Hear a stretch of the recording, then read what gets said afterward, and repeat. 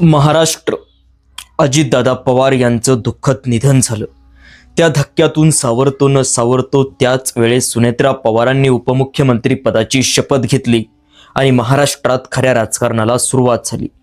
अजितदादांचं दुःख होतं ना होतं ते सुनेत्रा पवारांनी उपमुख्यमंत्री पदाची शपथ का घेतली असा साधा प्रश्न महाराष्ट्राच्या जनतेला पडला।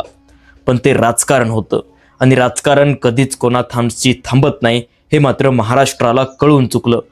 पण खरंच अजितदादा पवार गेल्याने महाराष्ट्र खरंच दुःखी झाला का हा सवालही तेवढाच महत्त्वाचा पडू लागला। कारण अनेक राजकीय नेत्यांचं राजकीय विश्लेषकांची अशी भूमिका आहे असं मत आहे की अजितदादा त्या विमानात नव्हते। पहिली शंका सुरू झाली आमदार अमोल मिटकरी यांच्या विधानानंतर।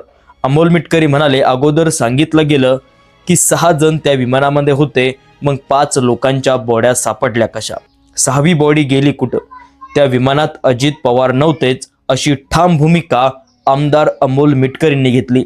पण त्यामागं सत्य काय असत्य काय जर आणि तर तर्क वितर्क ह्या सगळ्या गोष्टी त्यापासून सुरू झाल्या। मध्यंतरी रोहित पवारांनी एक पत्रकार परिषद घेऊन सगळे गोष्ट घडली कशी हे एक्सप्लेन करून सांगितलं आणि त्यानंतर सुद्धा वेगवेगळे तर्क वितर्क लढवले गेले, घातपाताची शंका उपस्थित केली गेली।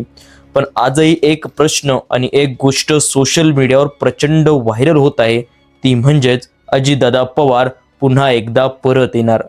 ही गोष्ट इतकी व्हायरल होत आहे एवढीच नाही तर दिल्लीमधल्या शरद पवारांच्या निवासस्थानी अजित पवार आहे ही असं देखील बोललं गेलं। पण सत्य हे कडू असतं आणि ते सत्य आता स्वीकारावं लागणार। अधिकृत आणि ठोस अशा कोणतीच गोष्ट नाहीये की त्यामध्ये असं सांगितलं की अजित पवार अजून जिवंत आहे।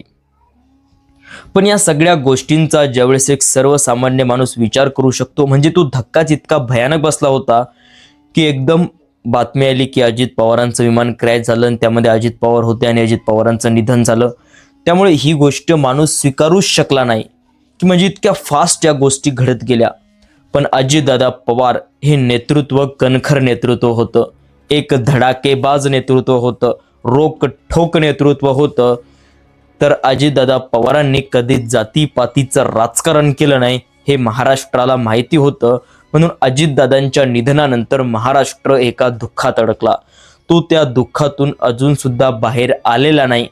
त्यामुळे अजितदादा पवारांचं नेतृत्व कसं होतं हे महाराष्ट्राला कळून चुकलं होतं। पण खरंच एक गोष्ट सांगायची झाली तर म्हणजे अधिकृत अशी कोणतीच आणि ठोस असा पुरावा नाही की अजितदादा पवार अजून जिवंत आहे। पण अजितदादा पवार गेल्याने महाराष्ट्र एका दुःखात अडकला। महाराष्ट्र ती गोष्ट स्वीकारूच शकला नाही की अजितदादा पवार आज आपल्यात नाहीये। मित्रांनो, अशा एका महान नेत्याला तो नेता आज आपल्यात नाही ही गोष्ट खरंच एक न पटण्यासारखी आहे। पण सत्य मात्र आता स्वीकारावं लागणार। अजितदादा पवार आपल्याला सोडून गेले हेच सत्य आहे आणि हीच गोष्ट खरी आहे। अशा या महान नेत्याला आपल्याकडून भावपूर्ण श्रद्धांजली।